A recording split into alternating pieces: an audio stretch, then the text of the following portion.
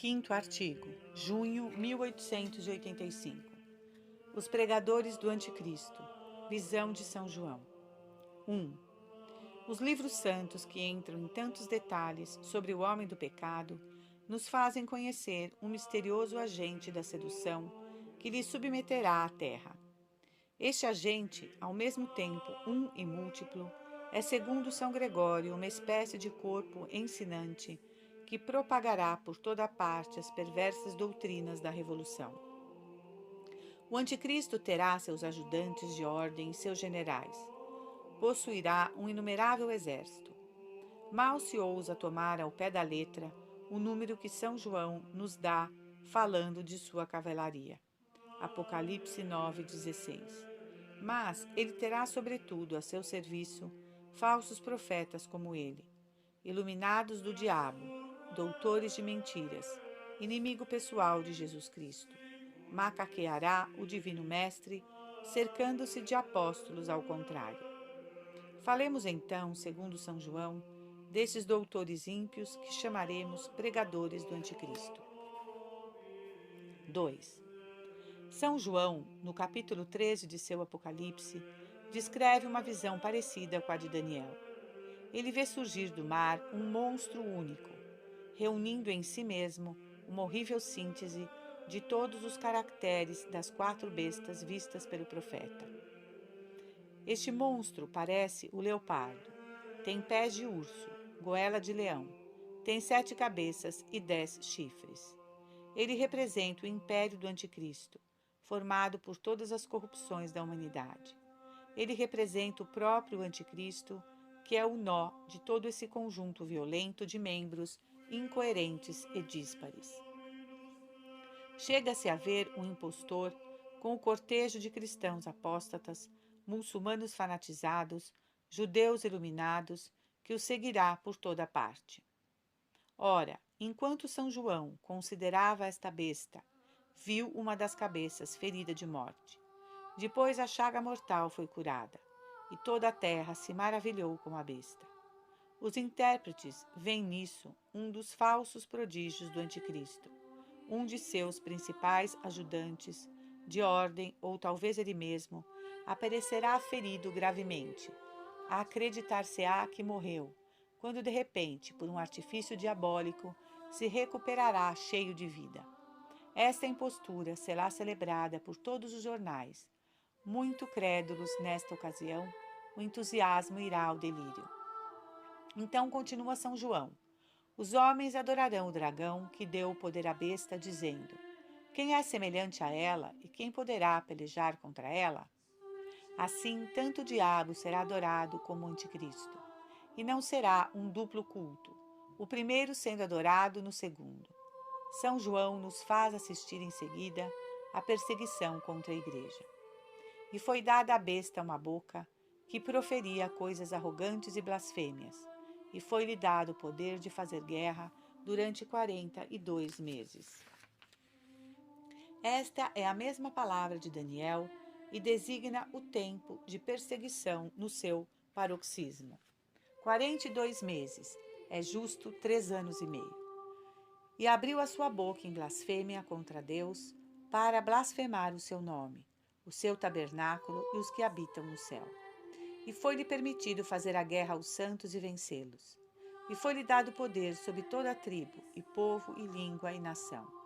E adoraram-na todos os habitantes da terra, cujos nomes não estão escritos no livro da vida do Cordeiro, que foi imolado desde o princípio do mundo. Se alguém tem ouvidos, ouça. Aquele que levar para o cativeiro, irá para o cativeiro. Aquele que matar a espada, importa que seja morto a espada. Aqui está a paciência e a fé dos santos. 13, 3, 11. É assim que o apóstolo, bem amado, descreve a terrível perseguição. A todas as ameaças se juntam todas as seduções. Disso resultará um fanatismo delirante, que lançará o mundo inteiro aos pés da besta. Mas todos os assaltos do inferno fracassarão diante da paciência e a fé dos santos. 3. São João nos pinta em seguida o grande agente da sedução, que dobrará os espíritos dos homens ao culto da besta. E vi outra besta, que subia da terra, que tinha 2 chifres semelhantes aos de um cordeiro, mas que falava como o dragão. E ela exercia todo o poder da primeira besta em sua presença, e fez que a terra e os que a habitam adorassem a primeira besta, cuja ferida mortal tinha sido curada. E operou grandes prodígios, de sorte que até fez descer fogo do céu sobre a terra à vista dos homens. E seduziu os habitantes da terra com os prodígios que lhe foi permitido fazer diante da besta, persuadindo os habitantes da terra que fizessem uma imagem da besta, que tinha recebido um golpe de espada e conservou a vida.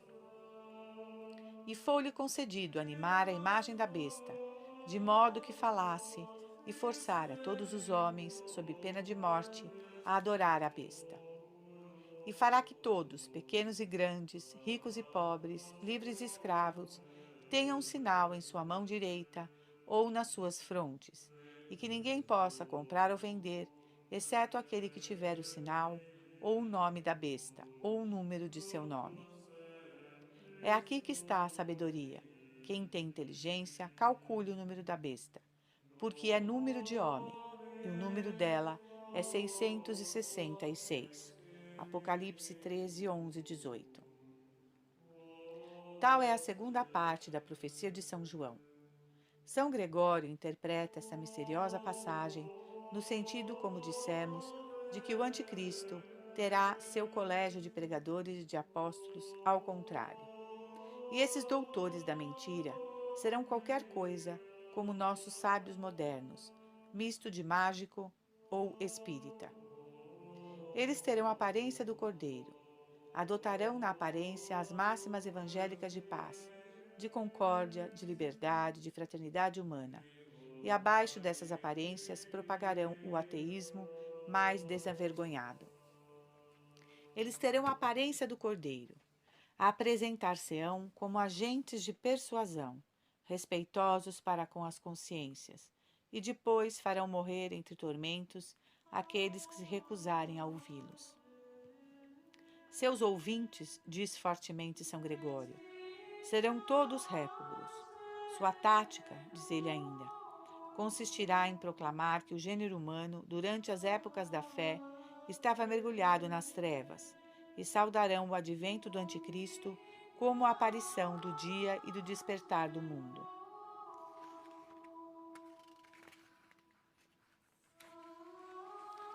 Essas pregações serão apoiadas por falsos prodígios. Instruídos pelo diabo e por seu agente a respeito dos segredos naturais ainda desconhecidos, os missionários do Anticristo espantarão e seduzirão as multidões com toda espécie de sortilégios. Farão descer fogo do céu e farão falar as imagens do Anticristo que terão erigidos. Mas isso não é tudo. Forçarão os homens, sob pena de morte, a adorar essas imagens falantes. Obrigarão os homens a levarem na mão direita ou na testa o número do monstro, e aquele que não tiver este número não poderá nem comprar nem vender. Aí aparece o terrível requinte da suprema perseguição. Aquele que não levar a estampilha do monstro estará por isso mesmo fora da lei, fora da sociedade, passível de morte. Mas não vemos desde o presente se desenhar alguns ensaios dessa tirania? O que são todos esses mestres do ensino sem Deus, senão os precursores do Anticristo? A Revolução quer ter seu corpo ensinando, encarregando oficialmente de descristianizar a juventude e de imprimir na testa de todos, pequenos e grandes, pobres e ricos, a estampilha do Deus-Estado. O ensino obrigatório e leigo não tem outro fim. Já se preparam leis para interditar a entrada nas carreiras públicas de quem não tenha recebido assinatura das escolas do Estado. No dia em que essas leis abomináveis passarem, pode-se pôr luto pela liberdade humana. Estaremos sob uma tirania sombria, sufocante e infernal. O Anticristo poderá chegar. Esperemos a consciência pública, é ainda bastante cristã, e não suportará tal tortura. Também procura-se de todas as maneiras possíveis adormecê-la. Além disso, que os fiéis se consolem. Todos esses extremos só servirão, nos desígnios de Deus, ao brilho da paciência e fé dos santos. Sexto artigo. Agosto 1885. A Igreja durante a tormenta. 1. São Gregório Magno, em seus luminosos comentários de Jó, penetra profundamente em toda a história da Igreja, visivelmente animado do mesmo espírito profético espalhado nas Escrituras.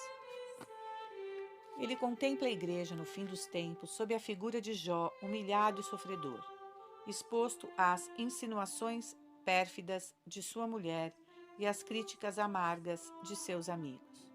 Jó, diante de quem outrora os anciãos se levantavam e os príncipes faziam silêncio. A Igreja, disse muitas vezes o grande Papa, no fim de sua peregrinação terrestre, será privada de todo o poder temporal, procurarão tirar-lhe todo ponto de apoio sobre a terra. Vai mais longe ainda, declara que ela será despojada do próprio brilho que provém dos dons sobrenaturais. O poder dos milagres, diz ele, será retirado, a graça das curas arrebatada, a profecia desaparecerá, o dom de uma grande abstinência será diminuído e os ensinamentos da doutrina se calarão. Os prodígios milagrosos cessarão.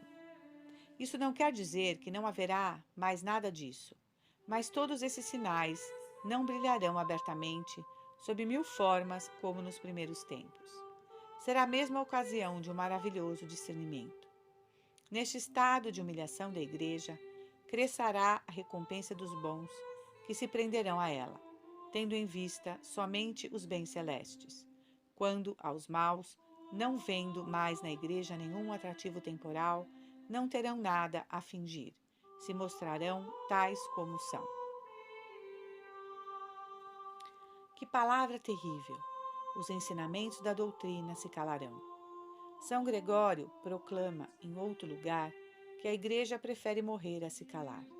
Então ela falará, mas seu ensinamento será entravado, sua voz encoberta. Muitos dos que deveriam gritar sob os telhados não ousarão fazê-lo com medo dos homens, e será a ocasião de um grande discernimento. São Gregório insiste muitas vezes sobre as 3 categorias de pessoas que há na Igreja: os hipócritas ou os falsos cristãos, os fracos e os fortes. Ora, nesses momentos de angústia, os hipócritas levantarão a máscara e manifestarão sua apostasia secreta. Os fracos, coitados, perecerão em grande número, e o coração da Igreja sangrará por eles. Enfim, muitos dos fortes, confiantes em sua própria força, cairão como as estrelas do céu. A despeito de todas essas tristezas pungentes, a Igreja nem perderá a coragem nem a confiança. Ela será sustentada pela promessa do Salvador, consignada nas Escrituras, de que esses dias serão abreviados por causa dos eleitos.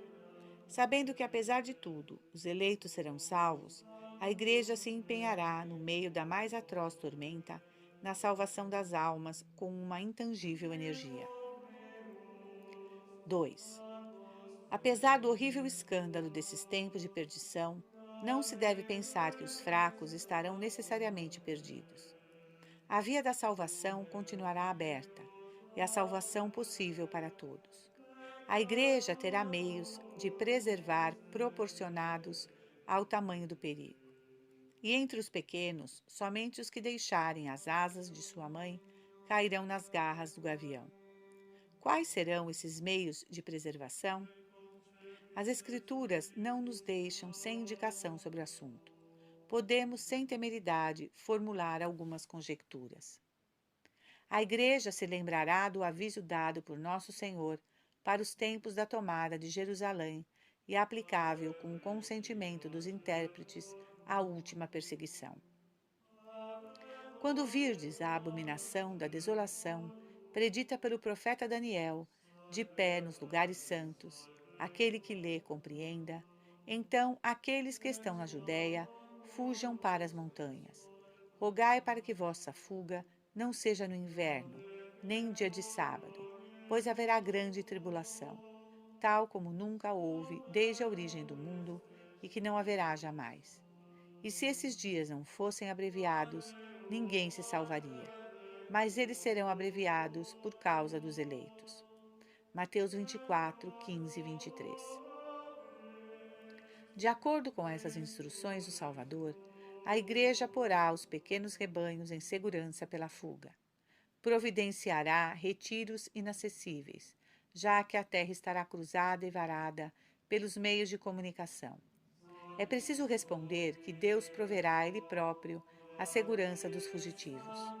São João nos deixa entrever esta ação da providência. No capítulo 12 do Apocalipse, ele nos apresenta uma mulher vestida de sol e coroada de estrelas. É a Igreja. Esta mulher sofre as dores do parto, pois a Igreja dá à luz os eleitos de Deus entre grandes sofrimentos. Diante dela está um grande dragão, ruivo, imagem do diabo e de suas contínuas armadilhas.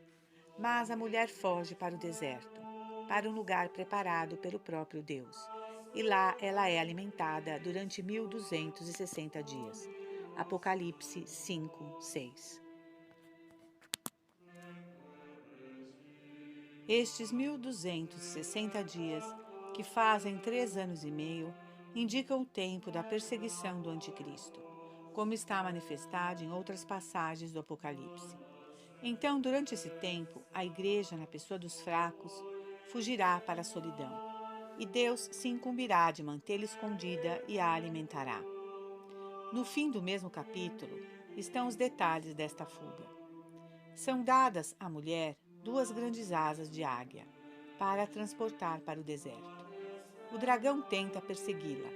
Sua goela vomita um rio de água contra ela. Mas a terra vem socorrer a mulher e absorve o rio. Essas palavras enigmáticas designam alguma grande maravilha que Deus fará aparecer em favor de sua igreja. A raiva do dragão espiará a seus pés. No entanto, enquanto os fracos rezam em segurança, numa misteriosa solidão, os fortes e os valentes se engajarão numa luta terrível na presença do mundo inteiro com o dragão desencadeado. 3. É fora de dúvida que nos últimos tempos haverá santos de virtude heróica. No começo, Deus deu à Igreja os apóstolos que abateram o império idolátrico e que fundaram e cimentaram a Igreja com seu sangue. No fim, Deus dará filhos e defensores, que não se pode dizer menos santos ou menores. Santo Agostinho pensava neles e exclama: em comparação com os santos e fiéis de então, o que somos nós? Pois para pô-los à prova o diabo será desencadeado, e nós o combateremos ao preço de 1000 perigos, estando ele atado. E acrescenta: no entanto, mesmo hoje o Cristo tem soldados bastante prudentes e bastante fortes para poderem desmanchar com sabedoria suas armadilhas e aguentar com paciência os assaltos do inimigo mesmo ser desencadeado. Santo Agostinho continua perguntando: haverá ainda conversões nesses tempos de perdição? As crianças serão ainda batizadas apesar das proibições do monstro? Os santos de então terão o poder de arrancar as almas da goela do dragão furioso? O grande doutor responde afirmativamente a todas essas perguntas. Sem dúvida, as conversões serão mais raras, mas serão mais espetaculares. Sem dúvida, em regra geral, é preciso que Satã esteja amarrado para que se possa despojá-lo. Mateus 11, 29. Mas nesses dias, Deus se comprazerá em mostrar que sua graça é mais forte do que o próprio forte em seu mais furioso desencadeamento. Cada um note o quanto estes dados são consoladores. Mas quais serão os santos dos últimos tempos? Gostamos de pensar que entre eles haverá soldados. O anticristo será um conquistador, comandará exércitos. encontrará diante de si as legiões tebanas, heróis desta linhagem gloriosa e indomável, que tem os macabeus como ancestrais e que conta em suas fileiras com os cruzados, os camponeses de Vandea e do Tirol, enfim, os zuavos pontificais. Estes soldados, o anticristo poderá esmagá-los debaixo do peso de suas inumeráveis hordas. Ele não os fará fugir.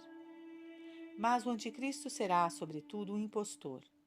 Por consequência, ele encontrará como adversários principalmente os apóstolos armados com crucifixo. Como a última perseguição revestirá o aspecto de uma sedução, estes unirão a paciência dos mártires à ciência dos doutores. Nosso Senhor fez Santa Teresa vê-los, tendo na mão gládios luminosos. À frente destas falanges intrépidas, aparecerão 2 enviados extraordinários de Deus, 2 gigantes de santidade, 2 sobreviventes dos tempos antigos. Referimo-nos a Enoque e Elias, de quem falaremos no artigo seguinte. 7º artigo. Setembro de 1885. Enoque e Elias. Os fatos maravilhosos que descrevemos não são suposições aventurosas, são verdades tomadas na Santa Escritura e que seria pelo menos temerário negar. Antes do fim dos tempos e durante a perseguição do Anticristo, aparecerão no meio dos homens 2 extraordinários personagens chamados Enoque e Elias. Quem são esses personagens?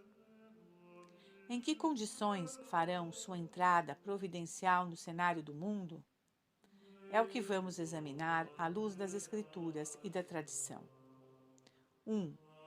Enoque é um descendente de Sete, filho de Adão e raiz da raça dos filhos de Deus. Ele é o chefe da 6ª geração a partir do pai do gênero humano. Eis o que o Gênesis nos ensina a seu respeito. E Jared viveu 162 anos, e gerou Enoque. Ora, Enoque viveu 65 anos, e gerou Matusalém. E Enoque andou com Deus, e depois de ter gerado Matusalém, viveu 365 anos. E andou com Deus, e desapareceu porque Deus o levou. Gênesis 5, 18, 25. Deus o levou com a idade de 365 anos, quer dizer, nessa época de grande longevidade, na idade madura. Não morreu, desapareceu. Foi transportado vivo para um lugar conhecido apenas por Deus. Aí está o que sabemos de Enoque, patriarca da raça de Sete, trisavô de Noé, ancestral do Salvador. Quanto a Elias, sua história é melhor conhecida. Enoque, anterior ao dilúvio, nasceu muitos milhares de anos antes de Jesus Cristo. Elias apareceu no reino de Israel, menos de 1000 anos antes do Salvador. É o grande profeta da nação judaica. Sua vida não podia ter sido mais dramática. Reis 3, 4. Pode-se dizer que ela é uma profecia em ação do Estado da Igreja no tempo da perseguição do Anticristo. Vivia errante, sempre ameaçado de morte, sempre protegido pela mão de Deus, que ora o esconde no deserto, onde corvos o alimentam, ora o apresenta ao orgulhoso Acabe, que treme diante dele. Dá-lhe as chaves do céu para desencadear a chuva ou os raios. Sobre o monte Horebe, favorece-o com uma visão cheia de mistérios. Em resumo, o faz crescer até o porte de Moisés. O taumaturgo de modo que com Moisés acompanhe Nosso Senhor sobre o monte Tabor. O desaparecimento de Elias corresponde a uma vida de estranha sublimidade. Caminhando com Eliseu, seu discípulo, abre para si uma passagem no Jordão, tocando as águas com sua capa. Anuncia que vai ser arrebatado ao céu. De repente, enquanto caminhavam, conversavam entre si, e eis que um carro de fogo e uns cavalos de fogo o separaram um do outro. E Elias subiu ao céu, em meio de um turbilhão. E Eliseu o via e clamava: meu pai, carro de Israel e seu condutor. E não o viu mais. 4 Reis 2, 11 e 12. E foi assim que Elias, o amigo de Deus, o zelador de sua própria glória, foi arrebatado e transportado. Também ele para uma região misteriosa, onde encontrou seu ancestral, o grande Enoque. Qual é essa região? Enoque e Elias estão vivos, isto é certo. Onde Deus os esconde? Será em alguma parte inacessível do mundo aqui embaixo? Será em alguma plaga do firmamento? Ninguém pode dizer. Pode-se apenas afirmar que, por enquanto, eles estão fora das condições humanas. Os séculos passam a seus pés sem atingi-los. Permanecem na idade madura, sem dúvida, na idade em que foram arrebatados do meio dos homens. 2. Sua reaparição no cenário do mundo não é menos certa do que seu desaparecimento.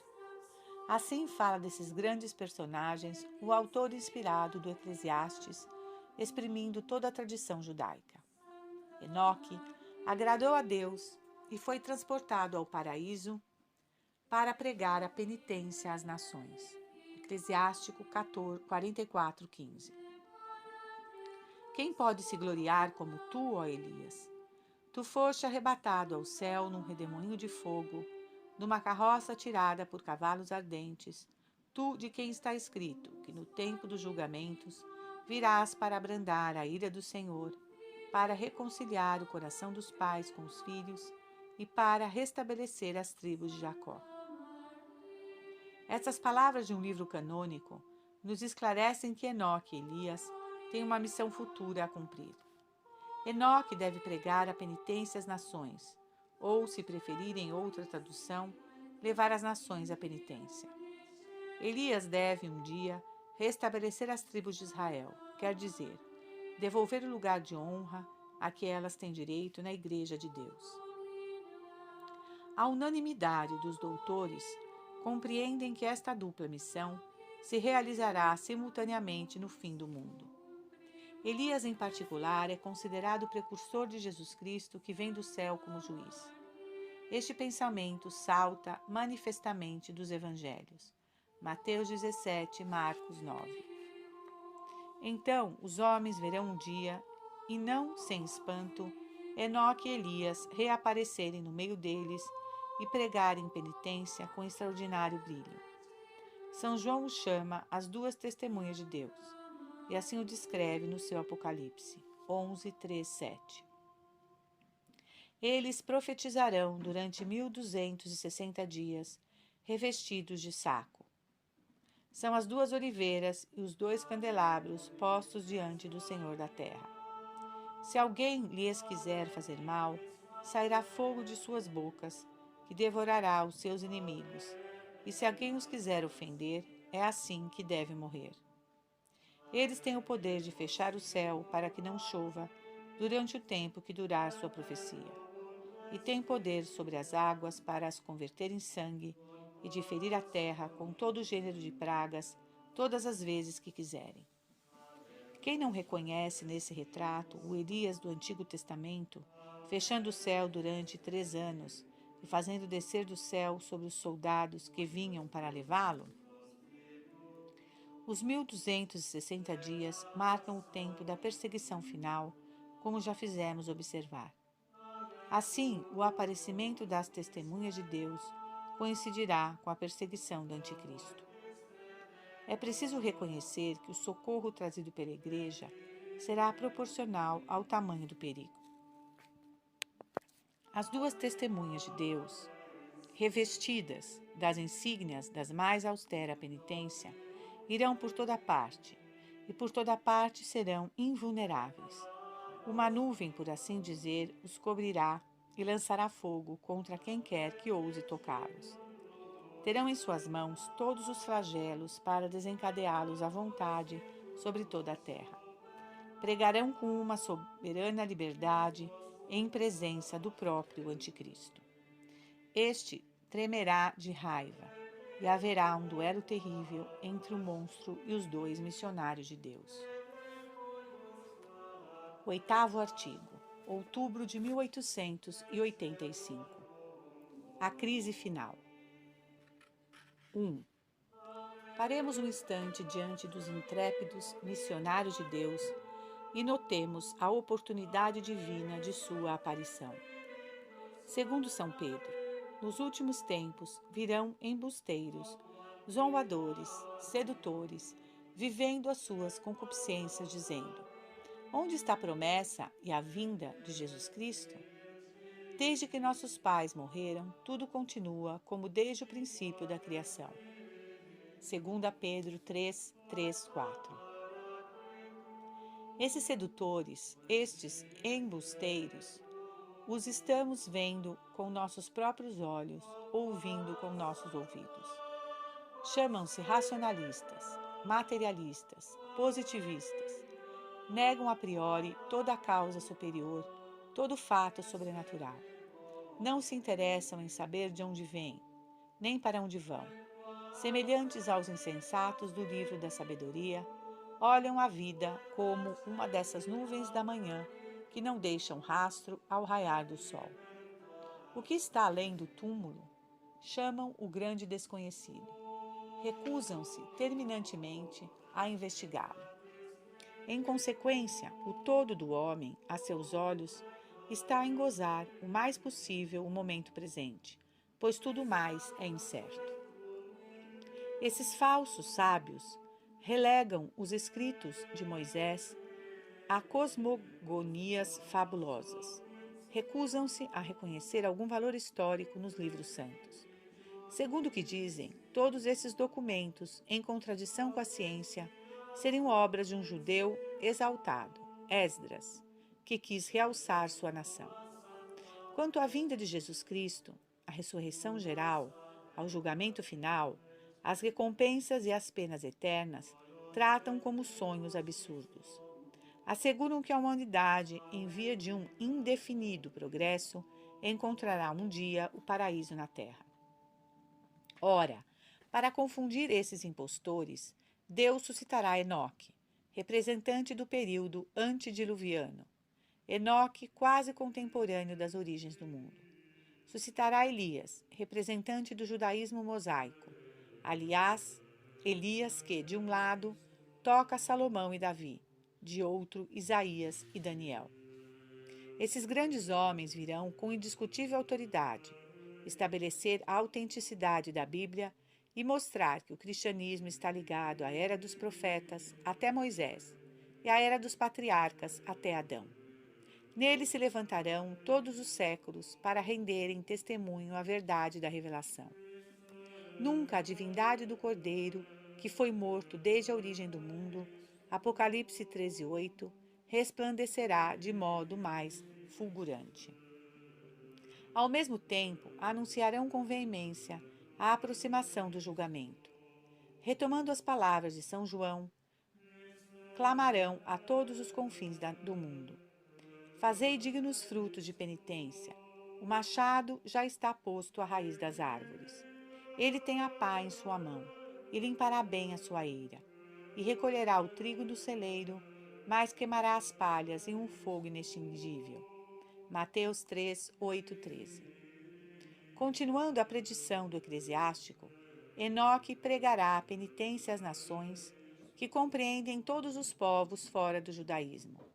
Ele lhes falará com a majestade de um antepassado e lhes fará conhecer e reconhecer Jesus Cristo, o desejado das nações. Elias se dirigirá especialmente aos judeus que esperam sua vinda. Ele se dará a conhecer por sinais de extrema evidência. Fará Jesus brilhar a seus olhos. Jesus, que é o osso de seus ossos e carne de sua carne. É fora de dúvida que essas pregações, apesar das ameaças e dos tormentos, seguirão numerosas e estrondosas conversões, principalmente do lado dos judeus. Isto está formalmente predito. As duas testemunhas de Deus pregarão tanto juntas como separadas, e durante 3 anos e meio percorrerão verdadeiramente a terra toda. Os jornais farão em volta deles a conspiração do silêncio, como em volta dos milagres de Lourdes. Mas eles se imporão à atenção do mundo. O anticristo tentará em vão apanhá-los, pois o fogo devorará quem quer que ouse lhes tocar. Eles passarão com o gládio da justiça de Deus no meio dos homens que vivem no prazer e no deboche. Eles o ferirão com chagas horríveis. No entanto, assim como a missão de Nosso Senhor, a deles terá um tempo determinado. Em dado momento, perderão a assistência sobrenatural que os protegia até então. Escutemos São João.